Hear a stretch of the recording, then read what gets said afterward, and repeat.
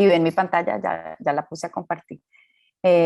Bueno, pues gracias por la invitación y gracias a todas y a todos los que hicieron posible pues este encuentro. Pues creo que mi intervención tiene mucho que ver con la pregunta que nos hace Macarena, entonces creo que la voy a empezar y si hay como preguntas a partir del texto, entonces pues bienvenidas todas. Creo que la intervención desarrolla de alguna manera el tema que nos propone Macarena sobre cómo nos apropiamos de la lectura, la escritura y la oralidad en nuestras prácticas docentes. Entonces, bueno, titulé la intervención de lo monstruoso al humano, relaciones consustanciales. Y pues voy a empezar a hacer la lectura y voy a ir como pasando algunas imágenes que están íntimamente relacionadas con el texto que preparé para hoy. La manera en la que hemos hecho inteligibles ciertas experiencias de sexualización en los relatos literarios ha contribuido a construir un mito de lo monstruoso siempre enfrentado al humano. Se hacen urgentes entonces dos ejercicios. El primero, un camino de regreso al pasado para visitar las condiciones de posibilidad de dichas ficciones con el objetivo de evidenciar la consustancialidad de relaciones que se tejen sobre los cuerpos. Prefiero pues hoy hablar de consustancialidad, digamos, en lugar de la palabra interseccionalidad, que es la palabra que nos convoca hoy y que acuñó Kimberly Crenshaw en 1989. Digamos que prefiero consustancialidad por ser el término que utiliza la antropóloga colombiana María Ros, para explicar la perspectiva interseccional en tanto relaciones consustanciales sociales entre la raza, el género y evidentemente la sexualidad.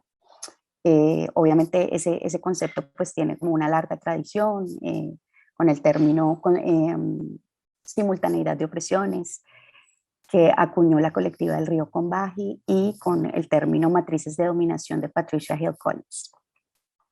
Bueno, y si el primer ejercicio entonces era un camino de regreso al pasado, el segundo ejercicio a manera de prolepsis literaria será un acercamiento a los márgenes contemporáneos en los que a partir de invenciones, de variaciones inventivas, se abren espacios para nuevas corpografías. Camino de regreso al pasado. El ángel de la historia de Benjamin camina hacia adelante con su mirada anclada en el pasado, mientras el cúmulo de ruinas que nosotros llamamos progreso crece ante él hasta el cielo. El relato de esa imagen nos recuerda lo que en Latinoamérica Silvia Rivera Cusicanqui ha llamado la profundidad del pasado, o lo que autores como Santiago Castro Gómez han problematizado a partir de la narración de un tiempo remoto que está vivo, insuflando paradójicamente el presente. Así, nuestras formas de narrar y actualizar los mitos sobre una sexualidad monstruosa tienen múltiples orígenes. He escogido la figura monstruoso-demoníaca con la que se vinculó todo aquello que enfrentara el orden binario y heterosexual en el periodo colonial. Tres asuntos entonces producen el miedo de los llamados conquistadores al llegar a lo que hoy conocemos como América en los relatos de las crónicas de Indias.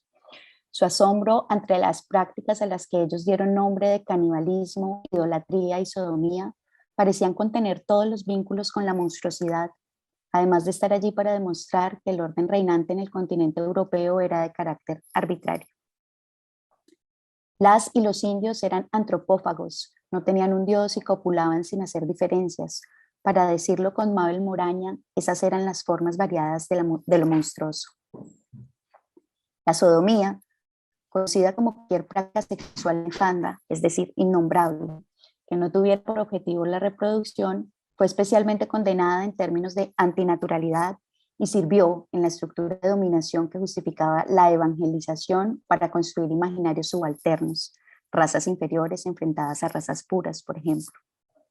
Dentro de los relatos que llegaban a España como noticias de aquel territorio indómito recién invadido, aquellas crónicas que podían parecer el primer intento periodístico se convertían también en el ejercicio narrativo que fabulaba, inventaba y ficcionalizaba las prácticas de las y los indios. Pero la ficción, tal como nos enseñó Rancière, no es la invención de mundos imaginarios. Es ante todo una estructura de racionalidad, un modo de presentación que vuelve perceptibles e inteligibles las cosas, las situaciones o los acontecimientos, un modo de vinculación que construye formas de coexistencia, de sucesión y de encadenamiento causal entre acontecimientos y da a esas formas los caracteres de lo posible, de lo real o de lo necesario, cierro comillas. Y hacer inteligibles los cuerpos de las y los amerindios era hacerlos monstruosos. Para Fray Bartolomé de las Casas, por ejemplo, en la Nueva España, lo que hoy conocemos como México, el demonio, queriendo tener parte en todo género de pecados, indujo a los moles y afeminados al sacrificio, porque se hallaron allí, según dijeron algunos españoles, algunos mozos vestidos como mujeres. Dijo que los indios eran como eunucos inhábiles para ser casados, por lo cual hacen todos los oficios de las mujeres, e incluso bautizó a los indios de la Florida como impotentes y mariones. Lucas Fernández de Piedrahíta, por su parte, describe a los laches que habitaron los actuales territorios de Gutiérrez en Boyacá y el suroriente de la provincia de García Rovira en Santander como personajes ambiciosos y ociosos que tienen por ley que si la mujer paría 5 varones continuados sin parir hija, pudiesen hacer hembra a uno de los hijos a las 12 lunas de edad.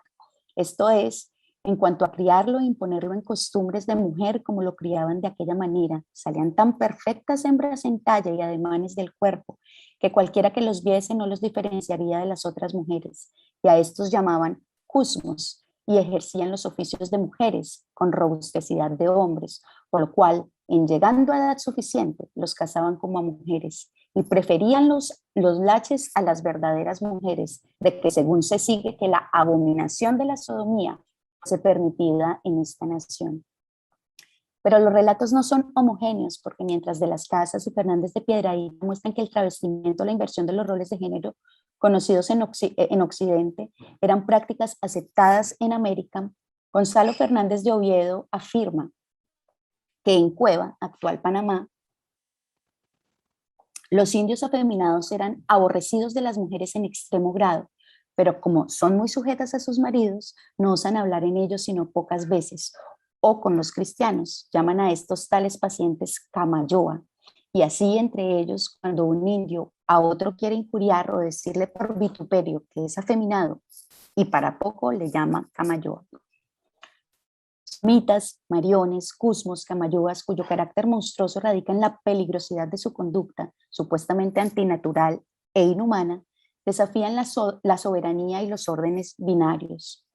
Las características fenotípicas, a saber, la invención de la inferioridad del indio, del negro, del pardo, la pureza de la raza, es decir, la aversión por el mestizaje, el control de los cuerpos, es decir, la prohibición de cualquier conducta amenazante del discurso teológico, puestos en escena en aquellos relatos, se convierten entonces en mecanismos consustanciales de dominación. Así, pareciera haber cierta continuidad en los rasgos mitológicos de los monstruos clásicos griegos, el monstruo medieval cristiano y las monstruosidades coloniales. Pensemos en el minotauro griego en el laberinto, cuya peligrosidad consiste en la antropofagia y en el carácter híbrido de su cuerpo, mitad toro, mitad hombre. Pensemos un momento en Teseo, el ideal humano al que se enfrenta. Pensemos en la peligrosidad de su sexualidad, que supone una reproducción imposible del orden binario. La Edad Media, en su afán por traducir aquel mito en el marco del cristianismo, explicó al minotauro como una metáfora demoníaca, con cachos y origen divino. A Teseo como una figura mesiánica, similar a Jesús, y a las 14 víctimas que morían cada 7 años en el laberinto como aquella humanidad que se salvaba de aquel pecado que no conocieron los griegos y que conoceríamos mucho tiempo después en América. La mismísima Sor Juana Inés de la Cruz, en su romance 49, se preguntaría si ella encarnaba una figura monstruosa en la que, como Fénix, encerrado en su jaula conventual, excedía la condición de mujer en su inclinación desbordada por el conocimiento y en su deseo por permanecer sola, sin unión matrimonial. La manera de representar las relaciones sexuales homoeróticas, las definiciones diversas del cuerpo o el travestimiento como algo monstruoso, hicieron inteligible aquello que se consideraba anómalo, abyecto o amenazante para el ideal humano, organizado de manera binaria.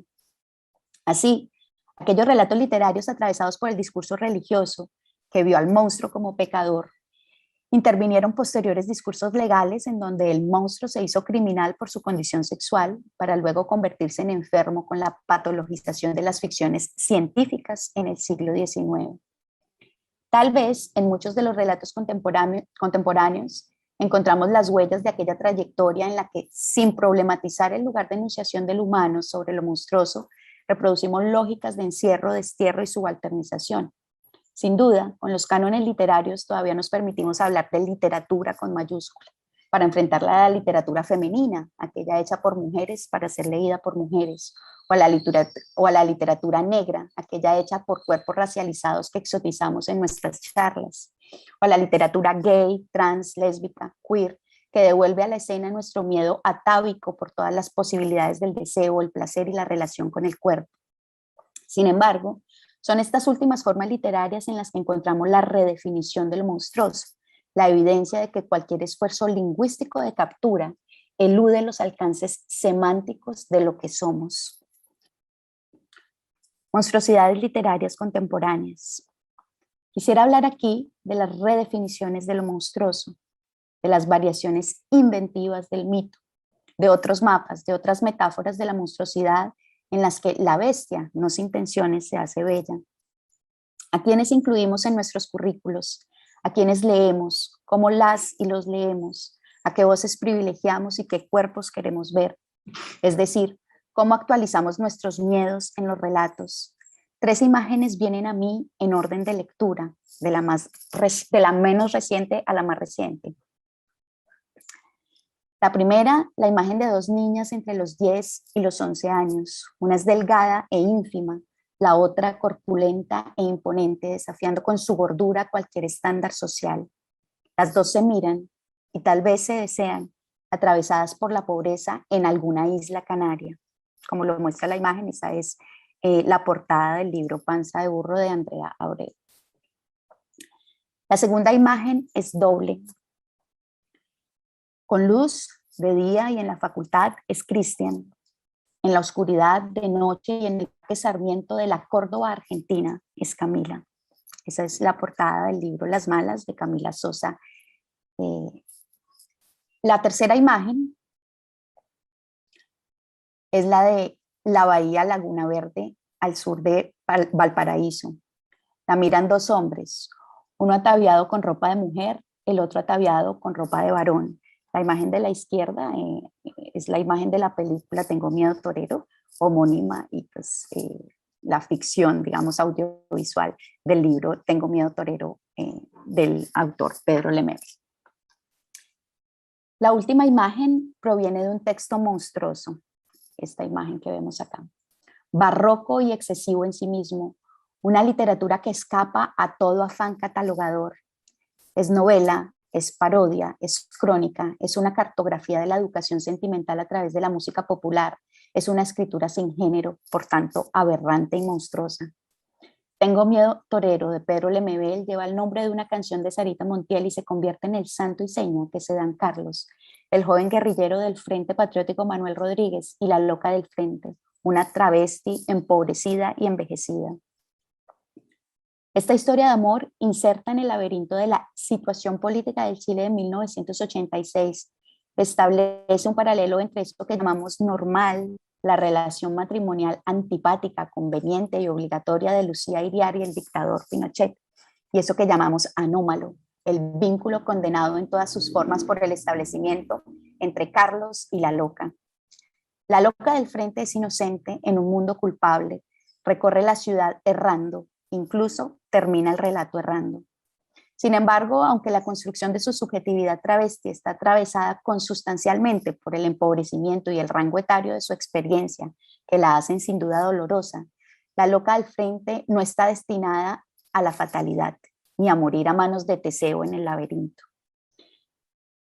La belleza de este monstruo está redefinida a partir de un asunto inesperado, la ambigua ternura. Su cuerpo decide en dónde va a terminar, cuando después del fallido atentado contra Pinochet, Carlos le pregunta si desea irse a esconder con él a Cuba. Ella le contesta, toda la vida agraciaré esa pregunta, pero a mis años no puedo salir huyendo como una vieja loca detrás de un sueño. La imagen del medio proviene de una escritura a la que se le ha querido llamar literatura transgénero. Y tal vez sí se transgreden los géneros literarios cuando se hila una historia idílica de vínculos comunitarios entre las travestis que ejercen el trabajo sexual, y al mismo tiempo se hilvana una historia de terror en donde el miedo aparece impuesto por cuenta del padre, de la policía, de la mirada vecina. El laberinto aquí es la periferia de la ciudad al margen que deben habitar ciertos cuerpos. Las malas de Catherine, Camila Sosa Villar. ¿Sí? que te queda un minuto Ok, para ya que voy a vayas terminar. cerrando y después podemos seguir conversando y retomar la idea. Perfecto. Las malas de Camila Sosa Villada es la historia de un ordenamiento precario en la que las travestis viven una histeria colectiva entre el llanto y la fiesta. Camila visita fragmentariamente su pasado, lo reconstruye y de manera impredecible. Este le habla de la pensión de la tía Encarna, madre de todas las travestis en las que sintió que por primera vez pertenecía a algún lugar. Allí, el bestiario es rico en personajes que exceden lo humano, deviniendo monstruoso. El hombre sin cabeza, Natalie que se convierte en loba y tienen que encerrarla en la noche de luna llena porque es 2 veces loba y 2 veces bestia. María la Muda que decide no salir de la pensión porque secretamente se está convirtiendo en pájaro, y la propia Camila que ante producirle miedo a su padre desde niña. Todas en su vínculo con lo animal defienden su carácter salvaje y el de sus compañeras. Todas se enfrentan la adversidad en lo colectivo. Lanza su sentencia de muerte desde muy temprano. Vas a terminar tirada en una zanja. Pero esa frase es solo un recuerdo, porque su cuerpo está vivo y ahora también habita la luz del día en la narración. Voy a terminar con el último párrafo, que ya es el párrafo de cierre, en este minuto que me queda. La imagen más reciente habita la rareza en todo su esplendor. La oralitura canaria desafía la norma ibérica lingüística establecida por la RAE. El cuerpo insólito y monstruoso de Isora, la protagonista, es admirada por su mejor amiga que carece de nombre, que habita en la indeterminación. El paisaje no es una isla canaria repleta de turistas, el paisaje es posiblemente el norte de Tenerife y el laberinto es un barrio del cual no se puede salir nunca, lejos del mar, con casas precarias en la ladera de las pendientes. Panza de burro 2020 de Andrea Abreu lleva el nombre del fenómeno natural en el que en Canarias apareció un manto protector de nubes durante el verano, haciendo más benévolas las temperaturas. Indiscutiblemente también es la referencia obligada de un cuerpo que escapa del canon de belleza femenino aceptado. Las 2 niñas siempre están preguntándose por la depilación, el sobrepeso, los hábitos alimenticios, los estándares que imponen las telenovelas. Las decisiones políticas de la historia son múltiples, un lenguaje no hegemónico, cuerpos que viven en el exceso, el despertar sexual de 2 niñas que entienden las historias de amistad entre mujeres como historias necesariamente de amor. La abuela de Isora es el ente regulador, produce el discurso de control que pretende domesticar a la bestia. ¿Cuáles son los límites de la belleza? ¿Cuáles son los límites del lenguaje? ¿Quién impone dichos límites? En Tengo miedo torero el dictador, en Las malas el padre, en Panza de burro la abuela, todas figuras que traducen los miedos pasados y actualizados en lo literario. El monstruo construido en la imbricación de su racialización, sexualización e enclasamiento termina por producir otro relato en el que la fatalidad no es el único final posible. Finalmente, escribir y leer son también actos monstruosos, colosales y vertiginosos. Son actos de travestimiento atravesados por múltiples relaciones.